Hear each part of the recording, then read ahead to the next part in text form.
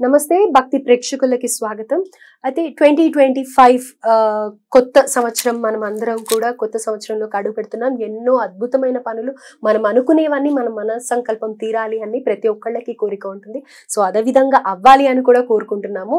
అయితే ఈ 2025లో ద్వాదశ రాశుల వాళ్ళకి ఎలా ఉండబోతోంది అసలు అనేది కనుక్కుందాం. మనది 2025 ఉగాది నుంచి మనం మన రాశులు చెక్ చేసుకుంటూ ఉంటాం.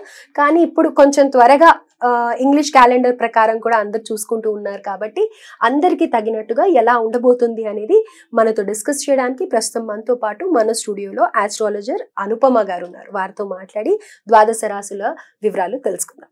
నమస్కారం. నమస్తే అండి. నెక్స్ట్ రాశి కర్కాటక రాశి వాళ్ళకి 2025 మొత్తం ఎలా ఉండబోతుంది? కర్కాటక రాశి వాళ్ళకి ఒక పెద్ద రిలీఫ్ ఏంటంటే వీళ్ళు అష్టమ శని బారిన నుంచి కొద్దిగా బయటకు వచ్చే ఛాన్సెస్ కనిపిస్తూ ఉన్నాయి. గత 2.5 సంవత్సరాల నుంచి కూడా వీళ్ళు అష్టమ శని ప్రభావంలో ఉండి కొద్దిగా మానసికంగా ఇబ్బందులు పడడము, కెరియర్ ప్రకారంగా కొద్దిగా మైక్రో మేనేజింగ్ ఇష్యూస్లో ఉండడము, అలిగేషన్స్ ఫేస్ చేయడము ఇట్లాంటివి కొన్ని జరిగాయి. కొంతమందికి సడన్గా జాబ్స్ పోవడం కూడా మనము చూసామన్నమాట కర్కాటక రాశి వాళ్ళకి ఇండివిజువల్గా. సో కర్కాటక రాశిలో ఉండే కొంతమంది చాలా డెవలప్ అయిపోయిన వాళ్ళు కూడా నేను చూసాను. మరి అది ఎలా అంటారు? అంటే వాళ్ళకి కొద్దిగా ఫేవరబుల్ గురుబలం ఉండింది కాబట్టి, ఎందుకంటే లాభస్థానంలో కర్కాటక రాశి వాళ్ళకి గురువు సంచారం జరిగింది కదా వృషభ రాశిలోకి.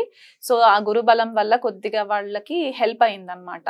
అష్టమ శని ఉన్నా సరే అది పర్సనల్ హారోస్కోప్ ని బట్టి కూడా జడ్జ్ చేయడానికి ఉంటుంది. ఎందుకంటే వాళ్ళ దశ అంతర్దశలు, ఎందుకంటే గోచారం మనకు ఒక 30% రిజల్ట్ ఇస్తే దశ అంతర్దశలు మిగతా 70% ఉంటుంది అనమాట. అందుకే మెయిన్ మనకి దశ ఇంపార్టెన్స్ ఎక్కువ వచ్చేస్తూ ఉంటుంది అనమాట. వాళ్ళు అష్టమ దశలో ఉన్నారా లేకపోతే లాభాధిపతి దశలో ఉన్నారా అనేది ఇండివిజువల్ గా ఉంటుంది కాబట్టి. సో గోచారం ప్రకారం చూసుకుంటే ఇప్పుడున్న గ్రహస్థితి ప్రకారం చూసుకుంటే అష్టమ శని అయిపోతుంది, కాకపోతే అష్టమ రాహు సంచారం జరుగుతుంది. ఈ అష్టమ రాహు సంచారము ద్వితీయ కుటుంబ స్థానంలో కేతు సంచారము మే 18వ తారీఖు తర్వాత వీళ్ళకి గురువు కూడా వ్యయంలోకి సంచారం జరగడము కొద్దిపాటిగా వీళ్ళని శని ఫేవరబుల్ గా ఉన్న భాగ్యస్థానంలోకి సంచారం జరిగిన ఇక్కడ గురుబలం లేకపోవడము.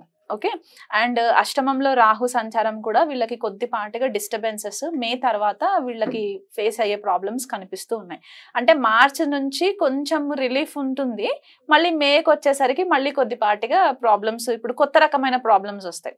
ఇప్పుడు ఇదివరకు అష్టమ శనిలో ఉన్నప్పుడు ఏంటంటే ఆ హెల్త్ పరంగా కొద్దిగా ఇబ్బందులు క్రియేట్ చేసిన, కెరియర్ ప్రకారం కొద్దిగా ఇబ్బందులు క్రియేట్ చేసిన, ఇప్పుడు అష్టమ రాహుకి వచ్చేసరికి ఏంటంటే స్కాండల్స్ బయటపడతాయి.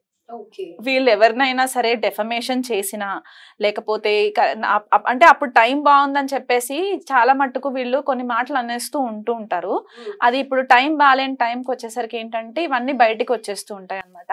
కర్కాటక రాశిలో ఎవరైతే ఉండి ఇంతకు ముందు టైం బాగున్నప్పుడు వేరే వాళ్ళని క్రిటిసైజ్ చేయడం కానీ వాళ్ళ గురించి తప్పుగా మాట్లాడింది ఇప్పుడు కర్మ బూమ్రంగ్ అన్నట్టు అది మళ్ళీ వాళ్ళకి తగులుతుంది. ఖచ్చితంగా ఎందుకంటే ఇప్పుడు ద్వితీయ కుటుంబ స్థానంలో కేతు సంచారము, వీళ్ళ మాట కూడా చాలా హార్ష్ గా వచ్చేయడము, ఎవరిని లెక్క చేయకుండా మాట్లాడేయడము, ఇక్కడ కుటుంబంలో రిలేషన్షిప్స్ వైజ్ గా కూడా కొద్దిపాటిగా డిస్టర్బెన్సెస్ వీళ్ళ మాట తీరు వల్ల రావడము. అందులో వ్యయంలో గురుడు కూడా సంచారం జరుగుతుంది కాబట్టి ఆయన చతుర్థ స్థానాన్ని చూడడము, సో అక్కడ కూడా కుటుంబానికి సంబంధించి గృహానికి సంబంధించి ఇబ్బందులు రావడము. అష్టమ రాహు ఏంటంటే ఇక్కడ అత్తవారింటితోటి ప్రాబ్లమ్స్ రావడము, స్పౌస్ తోటి ప్రాబ్లమ్స్ రావడం. అంటే ఫీమేల్ కర్కాటక రాశి అయినా మేల్ కర్కాటక రాశి వాళ్ళైనా సరే వాళ్ళ స్పౌస్ తోటి ఇబ్బందులు రావడము, వాళ్ళ అత్తవారింటి తరఫు నుంచి కొద్దిగా ఇబ్బందులు రావడము, జాయింట్ అసెట్స్ ఏవైతే ఉంటాయో దాంట్లో ఏదైనా స్కామ్స్ జరగడము, స్థిరాస్తుల విషయంలో ఏదైనా ఎప్పటి నుంచో వెయిట్ చేస్తూ స్థిరాస్తి వీళ్ళకి ఇంకా రాలేదు అని అనుకునే వాళ్ళు ఈ సంవత్సరం వస్తుంది అనుకునేసరికి అక్కడ కూడా కొద్దిపాటిగా బ్రేక్ పడడము, ఇలాంటివి మనకి మే 18th తర్వాత ఎక్కువ కనిపించే ఛాన్సెస్ ఉన్నాయన్నమాట. అయితే ఇక్కడ మీరు చెప్పారు కదా కెరియర్ వైజ్ జాబ్ కోల్పోయిన వాళ్ళకి మరి ఇప్పుడు వాళ్ళకి మళ్ళీ బౌన్స్ బ్యాక్ అయ్యే ఛాన్స్ ఏమన్నా ఉంటుందా? కెరియర్ వైజ్ ఇంప్రూవ్మెంట్ ఏమన్నా? ఖచ్చితంగా కెరియర్ వైజ్ ఇంప్రూవ్మెంట్ ఉంటుంది. ఎందువల్ల అంటే శని భాగ్యస్థానంలో సంచారం జనరల్ గా అంత ఫేవరబుల్ ఇవ్వకపోయినా కానీ అష్టమ శని కంటే డామేజింగ్ అయితే ఉండదు. సో ఇప్పుడు కొద్దిగా భాగ్యస్థానంలోకి వెళ్ళినప్పుడు ఏమవుతుందంటే భాగ్య వృద్ధి జరుగుతుంది, కొద్దిపాటిగా లక్ ఫ్యాక్టర్. అంటే అప్పుడు 40% ఫేవరబుల్ ఉంటే ఇప్పుడు ఒక 60 to 70% ఫేవరబుల్ ఉంటుంది కాబట్టి ఆ కోణంలో శని కొద్దిగా హెల్ప్ చేసే సిచ్యువేషన్స్ కనిపిస్తూ ఉన్నాయి. ఎవరైనా లాంగ్ డిస్టెన్స్ అంటే ఫారెన్ కి వెళ్ళాలనుకునే వాళ్ళు, లేకపోతే కొంతమంది హైదరాబాద్ లో ఉండి బెంగళూరులో జాబ్ చేయాలనుకునే వాళ్ళు, కొంతమంది ఇంటర్ సిటీస్ చేంజ్ అయ్యే సిచ్యువేషన్స్ ఉంటాయి కదా, వాళ్ళకు కూడా మంచి ఆపర్చునిటీస్ కెరియర్ లో కనిపించే ఛాన్సెస్ ఉన్నాయి. వీళ్ళకి మెయిన్ డామేజింగ్ గ్రహాలు ఏంటి అంటే గురుడు, రాహు, కేతు ఫేవరబుల్ లో లేరనమాట మే తర్వాత. సో మనకి ఎవరికైనా సరే గురువు బలం ఎక్కువ ఉండాలి కాబట్టి, ఆ గురు బలమే తగ్గింది కాబట్టి వీళ్ళు ఏం చేయాలంటే ప్రాబ్లమ్ ని ఇంకెక్కువ డ్యామేజ్ క్రియేట్ చేసుకోకుండా ఇంట్రోస్పెక్షన్ చేసుకోవాలి. నేను ఏం తప్పు చేస్తున్నాను, నా వల్ల ఎక్కడ తప్పు జరుగుతుంది, ఖచ్చితంగా సెల్ఫ్ ఎగ్జామిన్ చేసుకున్న తర్వాత వాళ్ళకి ఎక్కడ లోపిస్తుంది, వాళ్ళు ఎవరిని హర్ట్ చేస్తున్నారు, ఎందువల్ల హర్ట్ అవుతున్నారు అనేది కొద్దిగా డిస్టెన్స్ వీళ్ళు మెయింటైన్ చేసుకోగలిగి దానికి తగ్గట్టుగా పరిహారాలు చేసుకుంటే కుటుంబ వాతావరణంలో ఇబ్బందులు రాకుండా ఉంటుంది. లేదు అని అనుకుంటే అనవసరమైన ఆర్గ్యుమెంట్స్ లోకి వెళ్లే దాఖలాలు కనిపిస్తున్నాయి. ఇది ఎస్పెషలీ నేను హౌస్ వైఫ్స్ కి చెప్తున్నాను ఈ పాయింట్. అండ్ కర్కాటక రాశి మగవాళ్ళు ఎవరైనా ఉన్నా సరే బయట జరిగే సిచ్యువేషన్స్ అన్ని కూడా ఇంటికి తీసుకొచ్చి ఇంట్లో సిచ్యువేషన్స్ ని స్పాయిల్ చేయకుండా ఉండి కొద్దిగా లౌక్యం ప్రదర్శిస్తే ఈ 1 year కూడా కొంచెము అధిగమించడానికి ఛాన్సెస్ ఉంటుంది. లేకపోతే దీని వల్ల ఏమవుతుందంటే వీళ్ళు పిల్లల పైన కూడా ఎక్కువ దృష్టి పెట్టకుండా అయిపోతుంది అనమాట. పిల్లలు ఉంటారు, వాళ్ళ పైన ఎక్కువ ఫోకస్ చేయరు, వాళ్ళకి పేరెంట్స్ సపోర్ట్ కావాలి. ఇలాంటి సిచ్యువేషన్స్ కూడా కొద్దిగా ఫేవరబుల్ గా లేవు కాబట్టి దాని కోణంలో కూడా కొద్దిగా ఇబ్బందులు పడే పరిస్థితులు కనిపిస్తాయి. ఇందులో ఉండే స్టూడెంట్స్ కి ఏ విధంగా ఉందంటారు?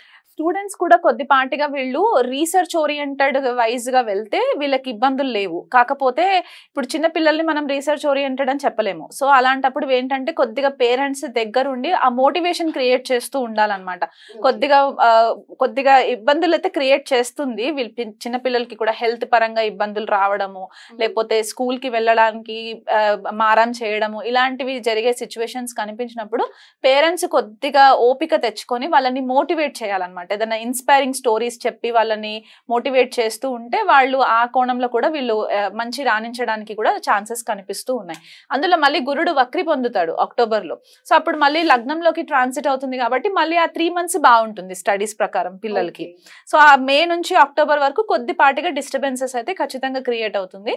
హాస్పిటలైజేషన్స్ అయ్యే ఛాన్సెస్ ఉన్నాయి కర్కాటక రాశి వాళ్ళకి. ఎందుకంటే అష్టమ రాహు వ్యయం గురువుడు కాబట్టి డబ్బు హాస్పిటల్ కి ఖర్చు పెట్టడం, లేదా వీళ్ళు ఇన్లాస్ కోసము ఇన్లాస్ హెల్త్ బాగోలేక వీళ్ళు హాస్పిటల్ కి డబ్బులు ఖర్చు పెట్టడం, ఇలా ఫైనాన్సెస్ విషయంలోకి వచ్చేసరికి ఈ సంవత్సరం ఫైనాన్షియల్ గా కొద్దిగా డ్రైన్ అయ్యే ఛాన్సెస్ అయితే కనిపిస్తూ ఉన్నాయి. ఫాదర్ ఆరోగ్యం పట్ల కూడా కొద్దిపాటిగా కేర్ఫుల్ ఉండాలి. ఎప్పుడు కేర్ఫుల్ ఉండాలి అంటే ఎప్పుడైతే శని రాహుల యుతి జరుగుతుందో మీనరాశిలో ఆ 50 రోజులు ఏదైతే చెప్పుకున్నామో మనము ఇదివరకు ఎపిసోడ్స్ లో, ఆ టైంలో ఫాదర్ కి సంబంధించి ఆరోగ్యం పట్ల కొద్దిగా కేర్ఫుల్ గా ఉండాలి. గురువులకి సంబంధించి కొద్దిగా కేర్ఫుల్ గా ఉండాలి. అండ్ ఇంకొకటి ఏంటి అంటే ఎవరిని పడితే వాళ్ళని దూషించకుండా వాళ్ళు ఎందుకు చెప్తున్నారు, పెద్దవాళ్ళు ఎందుకు చెప్తున్నారు అనేది ఒక ఆలోచన చేసుకుంటే గనక వీళ్ళు ఎలాంటి ప్రాబ్లమ్స్ లోకి వెళ్లకుండా బాగుంటుంది. పెళ్లి కావాల్సిన వాళ్ళకి కొద్దిపాటిగా దశ గనక ఫేవరబుల్ గా ఉంటే వాళ్ళ జన్మ జాతకంలో సప్తమాధిపతి దశ గనక నడుస్తూ ఉండి ఆ దశ కూడా ఫేవరబుల్ గా ఉంటే గనక పెళ్లి అయ్యే ఛాన్సెస్ కనిపిస్తున్నాయి. కానీ 100% ఫేవరబుల్ రిజల్ట్స్ అయితే అంతగా కనిపించట్లేదు. సో నెక్స్ట్ ఇయర్ అయితే వీళ్ళకి పెళ్లి జరగడానికి ఛాన్సెస్ ఉన్నాయి. బట్ ఈ ఇయర్ ఏంటంటే ఒక 50% ఛాన్సెస్ మాత్రమే కనిపిస్తూ ఉన్నాయి.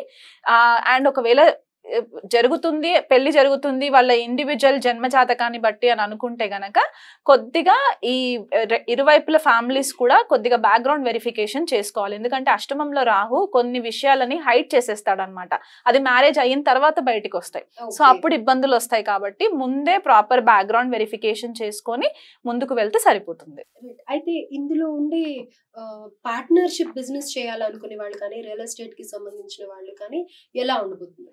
ఆల్రెడీ పార్ట్నర్షిప్ లో ఉన్న బిజినెసెస్ ఏవైతే ఉంటాయో ఈ సంవత్సరం కొద్దిపాటిగా డిస్టర్బెన్సెస్ అయితే ఖచ్చితంగా వచ్చే ఛాన్సెస్ కనిపిస్తున్నాయి. ఏవైనా హిడెన్ సీక్రసీస్ ఉండుంటే గనక అవి రాహు అష్టమంలోకి వెళ్ళిన తర్వాత బయటికి వచ్చే ఛాన్సెస్ కనిపిస్తున్నాయి. కాబట్టి ఆ కోణంలో కొద్దిగా కేర్ఫుల్ గా ఉండాలి. ఈ యుతి ఏదైతే మీనరాశిలో యుతి జరుగుతుంది అని అన్నామో ఆ టైంలో కొద్దిపాటిగా వీళ్ళకి పార్ట్నర్స్ తోటి ఇబ్బందులు వచ్చే పరిస్థితులు గోచరిస్తున్నాయి. సో పార్ట్నర్షిప్ బిజినెసెస్ అంత రికమెండ్ చేయను. ఖచ్చితంగా రికమెండేషన్ అయితే నేను పర్సనల్ గా అయితే చేయను. ఇంకా తప్పదు అని అనుకున్నప్పుడు వాళ్ళ యొక్క పర్సనల్ హారోస్కోప్స్ ని విశ్లేషణ చేసుకొని ఒకరికి సపోర్టింగ్ గా ఉంది అని అనుకుంటే అప్పుడు కొలాబరేషన్ చేసుకోండి అని చెప్పేసి చెప్తాం. కానీ ఈ గోచార రీత్యా అయితే పార్ట్నర్షిప్ బిజినెసెస్ చేయొద్దనే నేను అడ్వైస్ చేస్తాను. తెలిసి తెలియక ఎవరికి డాక్యుమెంటేషన్స్ పైన సైన్ చేయకండి, షూరిటీ గ్యారంటీస్ ఉండకండి. దాని తర్వాత మీరే చాలా నష్టపోవాల్సి వస్తుంది. ఎందుకంటే ద్వితీయంలో కేతు మిమ్మల్ని ఫైనాన్షియల్ గా చాలా డ్రైన్ చేసేస్తుంది. కాబట్టి తెలియకుండా వేరే వాళ్ళ కోసము మీరు మీ ఫైనాన్షియల్ రిసోర్సెస్ అన్ని కూడా మిస్యూజ్ అయిపోయే ఛాన్సెస్ కనిపిస్తూ ఉన్నాయి. ఓవరాల్ గా చూస్తే కొంచెం బాగుంది అనే చెప్తున్నారు, అయినప్పటికీ కొద్దిగా బాగాలేదు. కాబట్టి వీళ్ళు ఏ రకమైన పరిహారం చేసుకోవాలి? వీళ్ళు ఖచ్చితంగా దుర్గాదేవి ఆరాధన ఖచ్చితంగా చేసుకోవాలి. దుర్గా సప్తశతి పారాయణం చేసుకోవడము, లేదా లలిత సహస్రనామాలు ప్రతిరోజు ఉదయం సాయంకాలము పారాయణం చేసుకోవడము, అండ్ గురువుకి సంబంధించి దత్త పారాయణం చేసుకోవడము, లేకపోతే గురువారం ఏదన్నా దగ్గరలో ఉన్న దత్తాత్రేయ స్వామి టెంపుల్ విసుకుంటే కూడా కొద్దిపాటిగా వీళ్ళకి రిలీఫ్ వచ్చే ఛాన్సెస్ ఉన్నాయి. Thank you.